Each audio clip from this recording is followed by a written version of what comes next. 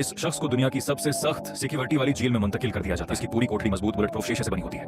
वहां छुपने की कोई जगह नहीं और उसकी हर हरकत हर वक्त सबकी नजरों में रहती है। ये सेल जमीन से बहुत ऊंचाई पर मौलिक होता है और मुकम्मल तौर पर बंद होता है। इसमें एक भी ऐसी कमजोर जगह नहीं जहां से फिरार मुमकिन हो। अंदर कभी सूरज की रोशनी नहीं पहुंचती, इसलिए कैदी ये भी नहीं जान सकता कि दिन है या रात। जेल के तमाम गार्ड जिस मासिक पहने होते हैं, इसलिए किसी को उनकी असली शनाख्त मालूम नहीं होती। उनके चेहरों पर कभी कोई जज्बात नजर नहीं आते। पूरी जेल के हर कोने पर सिक्योरिटी कैमरे लगे होते हैं और तकरीबन कोई भी ब्लाइंड स्पॉट मौजूद नहीं होता।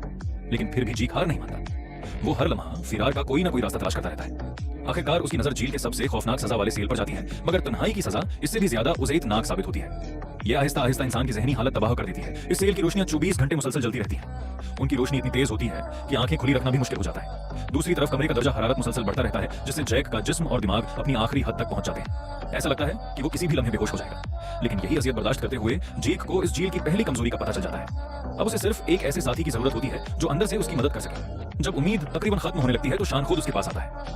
वो पहले ही जेक का मंसूबा समझ चुका होता है और उसका साथ देने की पेशकश करता है। जेक अभी भी मेहतात रहता है। वो सबसे पहले शान से सिर्फ एक चीज मांगता है, धात का एक छोटा सा टुकड़ा। शान सीधा वार्डन के दफ्तर में जाता है और जानबूझकर उसे गुस्सा दिलाता है। वार्डन फौरन उसके जाल में फिंस जाता है और सख्त सजा का हुक्म दे देता है। गार्ड्स जबरदस्ती एक नली शान के मुंह में डाल देते हैं और मुसलसल पानी उसके अंदर भरते रहते हैं। वो तकरीबन बेहोश हो जाता है और उसका जिस्म फर्श पर गिर पड़ता है। सबको लगता है कि वो खत्म हो चुका है, मगर उसी दौरान वो खामोशी से मेज के नीचे सरकता है और फर्श के ड्रेन से धात का एक छोटा सा टुकड़ा निकाल लेता है।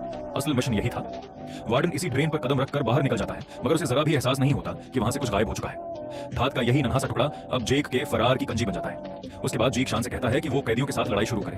कैंटीन में अचानक जबरदस्त हंगामा बर्पा हो जाता है और सब कुछ बिल्कुल मंसूबे के मुताबिक होता है। सजा के तौर पर दोनों को दोबारा तन्हाई वाले सेल में भेज दिया जाता है। शदीद गर्मी से धात की दीवारें मजीद गर्म होने लगती हैं और छोटा सा कमरा नाकाबिल बर्दाश्त बन जाता है। जेक धात के टुकड़े को अपने कपड़ों में लपेटकर दीवार के रिवेट्स पर रगड़ता रहता है। जैसे जैसे गर्मी बढ़ती है, रिवेट्स फैलने लगते हैं। अचानक एक तेज आवाज आती है। पहला रिवेट अपनी जगह से निकल आता है। जेक फौरन उसे निकालता है और यही अमल दोहराते हुए पूरी धात की प्लेट अलग कर देता है। फिर वो रोटी का एक टुकड़ा अपने मुंह में रखता है और दीवार पर जोर जोर से दस्तक देता है।